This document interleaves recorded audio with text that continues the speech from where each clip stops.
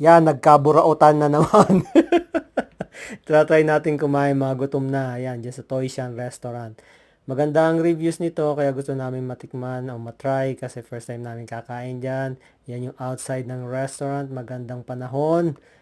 Ayan, di ba? Kaya yan, pasok na tayo. Ayan yung business hours nila. Bukas sila Monday to Sunday. So, ayan, pasok tayo dyan. So, ang unang in-order namin dito ay yung kanilang dumpling soup sa malamig na panahon. Ayan, masarap siya, hindi siya maalat. At the same time, ito ang in-order namin, stir-fry veggie, fried rice, siyempre mga Pilipino love rice.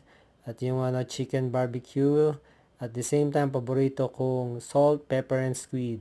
Ayan, ito nakakatuwa, yung kanilang lagay ng Jaran! Kanin pa more, steam rice. Di ba? Ang cute ng lagayan nila. Di ba? Yan, gutom na, kaya kain na.